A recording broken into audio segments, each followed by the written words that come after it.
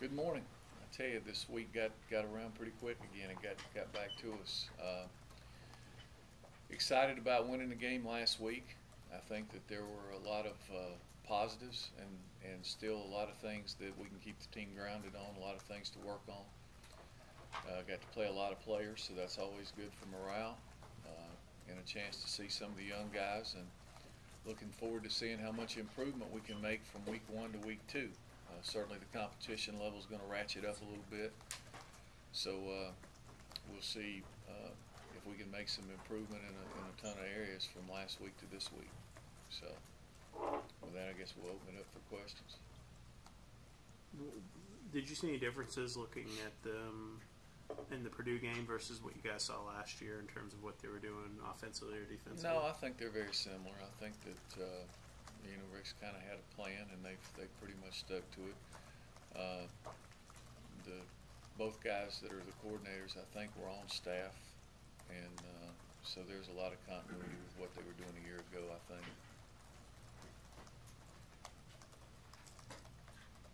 Paul, as you've looked at the film, y'all have had practice with as far as the fumbling and the special team stuff. Kind of elaborate on what y'all done to address that. Well, you just keep practicing. The fumbling actually was, we fumbled one straight handoff. The other fumbles were quarterback center exchanges, I think. And the other fumble was a defensive lineman trying to go fall on a punt. It wasn't the special team. The defense was on the field.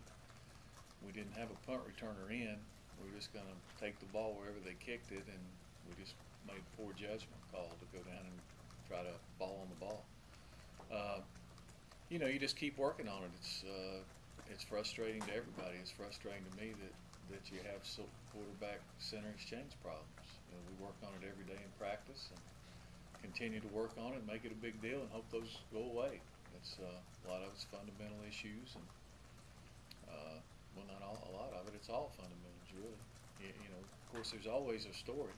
I mean, the ball's always slipping or something happens, but it's unacceptable. You just can't allow it.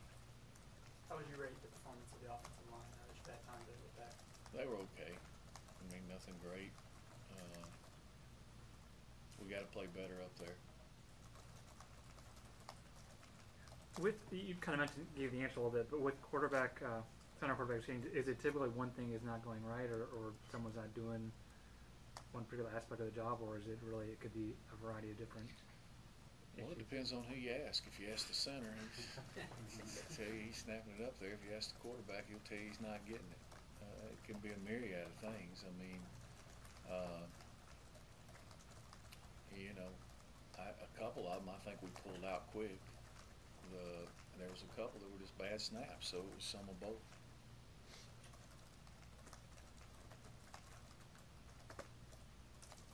Will you adjust personnel at all with special teams, or do you feel like it's more? Well, I just want to be better on the special team scheme. I mean, I think sometimes when I come in and say something, maybe we make a bigger deal. I've got to be careful what I say. I mean, if you look at the special teams, kickoff return team was okay. I mean, we got the ball out past the 35-yard line. We only had a chance to return one punt. He returned it for over 15 yards. The kickoff team was okay. The placement of the ball wasn't great. But, when I said we got to work on the special teams, certainly you can get better in all of it, but really the big snafu in special teams was getting the kick blocked. And we've addressed that. I thought we had it addressed before, but we've addressed it again, and hopefully that won't happen again. But we also got to kick the ball higher, too. We had one blocked yesterday in practice, same way, kicks it into the line. I don't care how good you block, if you kick that thing head high, somebody sticks their hand up, they're going to hit it.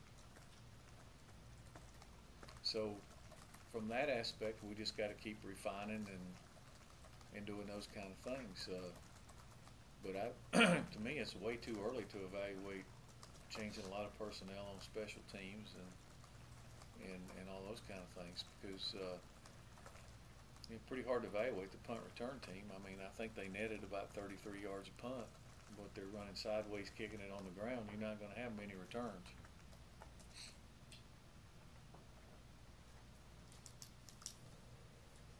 With the blocking up front on the kickoff return, did you see an improvement in the changes you made from last year? Well, some guys got them and some didn't, but that's why you play the game. That's always going to happen. I think that I'm happy with the scheme changes we made.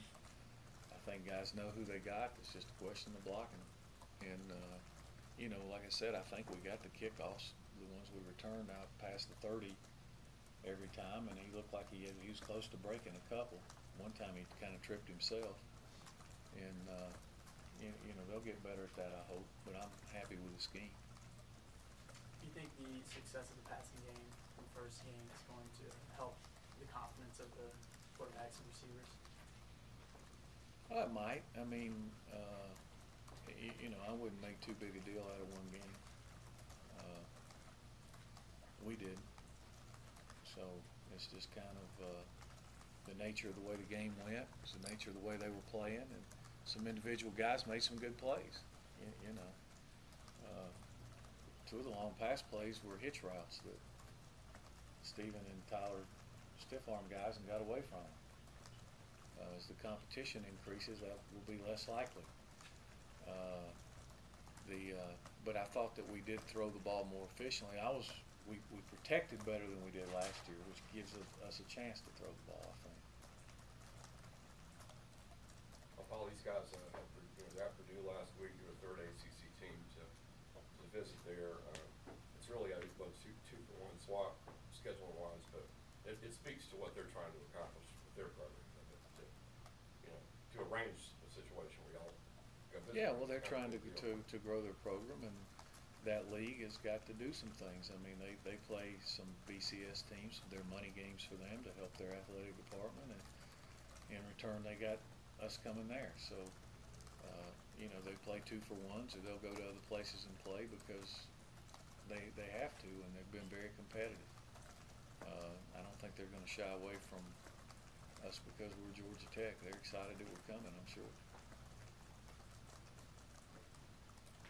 I'm curious, what are just your thoughts in general about playing schools in conferences like that, you know, the non-BCS conferences? Well, I think everybody does it. I mean, that's just part of scheduling. It's hard to get a schedule anymore, and you know, normally you're going to play 3. If you play 4 non-conference games, most people will play at least 3. Some will play 4 non-BCS games. Historically, here we've played 2. But I think if you look at most of the other teams, they'll play 3 or 4. If you had your druthers, would you prefer 3? Yeah. Probably. Yeah, the conference is tough enough. I hadn't looked it up. Do you have a relationship with Rick Stockstill at all? I know Rick. I mean, we've known each other for a while. I'd say we're friends. You know, we don't do vacations together or anything. We know each other, and I would categorize Rick as a friend. How important is it for you guys to do better rushing the passer this week? Well, it's always important. I think we had 4 sacks. I mean, you know, you're probably not going to get many more than that in a game.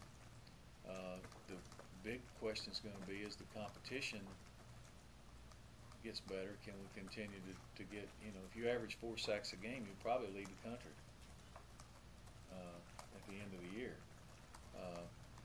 You're never satisfied. Anytime the guy's got more time to throw than you think he should, you're always trying to work on it and get better. I'd like to be able to get more pressure without bringing pressure. That would be a positive. I think most of our sacks last week, with the exception of maybe 1, we had pressure coming, you know. So you'd like to be able to do better without bringing extra guys.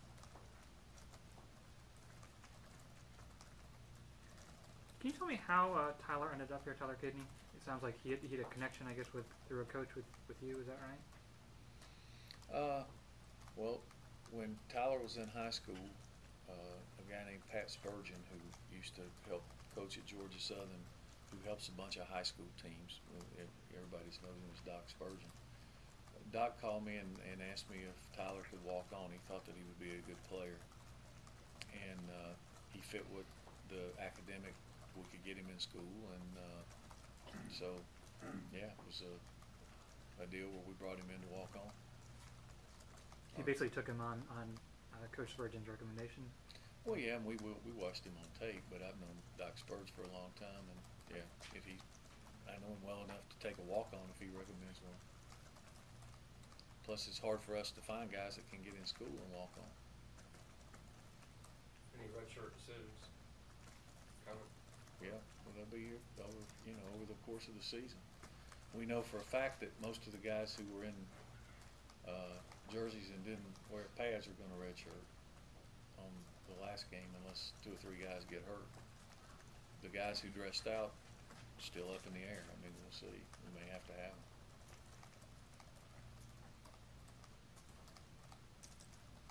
What do you think of Maryland's uniforms last night?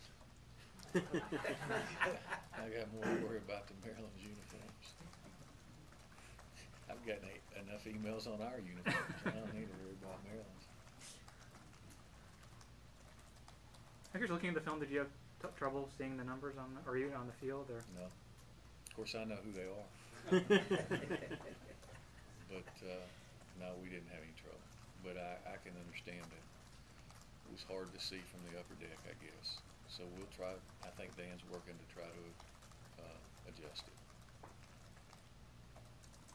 You had mentioned that Stephen had some mismatches and took advantage of them. Are you kind of looking forward to see him against some tougher corners, and does this week present a better test? Well, I think the competition's going to be better. Stephen is physically the kind of guy that's going to have some mismatches against a lot of people he plays. I mean, the kid's almost 6'5", and he's 210 pounds, and he's really fast. And if he's consistent catching the ball and doing what he can do, then he's going to have a mismatch against a lot of folks. So is Jeff Green out there. He's kind of the same mode. So that's exciting. Hopefully he can continue to keep working hard and keep progressing.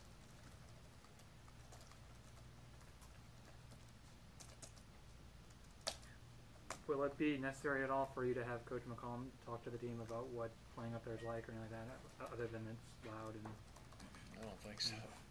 Coach McCollum hadn't been up there in a long time. They'll figure it out when they go run on the field. I mean, I don't know if that's something you can talk about. It's something you have to experience. And then I'm sure they're going to have a great crowd, and they'll be loud, and it'll be noisy, but we'll be playing in front of a lot bigger crowds.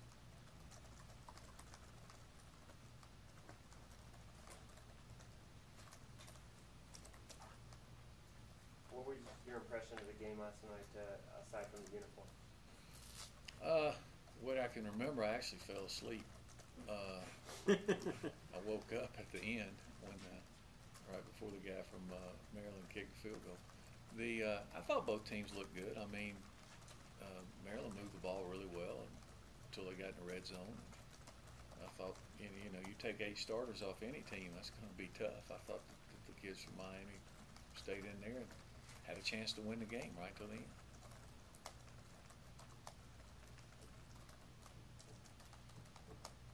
Ever thought about wearing a shirt and tie?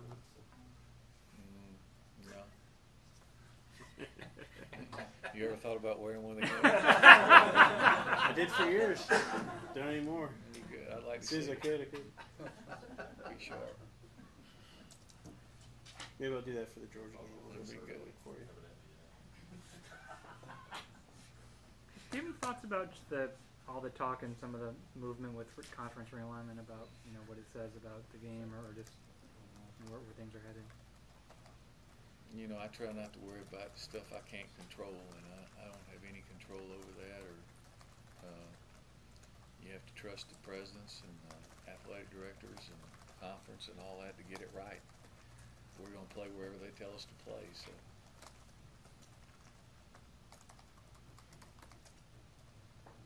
Have you talked to Josh or any of those guys that are on practice squads? No, I haven't. I think the only guy I've talked to was Lucas. That's great for them. I'm excited for Josh and Mario Butler and Kevin Cone. That's great for Kevin. And hopefully they'll have a good experience and can get added onto the roster at some point. That'd be great if they could do that. mean, having had Kevin here, obviously he wasn't put up great numbers like that, but did you see in him that this is a guy that can, that should get a chance to I think Kevin worked extremely hard after he finished playing here. If anybody who saw him, he changed his body. He was committed and he worked really, really hard. And Kevin's a good athlete. He's got good speed. So he's a big kid that can run, and hopefully he can develop and end up playing for a long time. I hope he can. It'll be great for him. You're not going to meet a better person than Kevin. And he's always positive, always smiling. He's a fun guy to be around.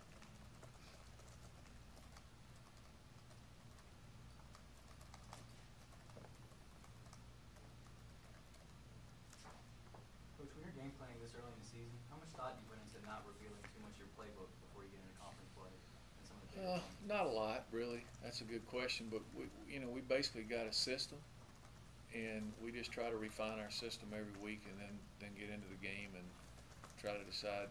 We've got a pretty good idea of what we want to do going in, and we'll have 4 or 5 special things. But most of it is just what we do. We do the same stuff every week. Just try to window dress it a little bit, change the blocking scheme here or there. And a lot of that happens once the game starts, actually.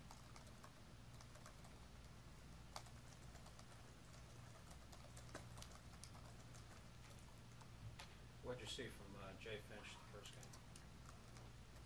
I think he did some positive things. He's got a lot he needs to work on. We need to get our pad level down. And, we've got to do job 1 first. We've got to get the snaps. But as I've said before, I think Jay's got ability. He's just scratched the surface of it in my mind. He can be, like everybody, he can be a lot better. With St. John getting a lot of time last week, if the game is more competitive, do you anticipate him getting as much? I don't know. We'll just evaluate as it goes. If I feel like he can come in and provide us a spark or give us something to help win the game, yeah. If not, no. He's clearly the backup.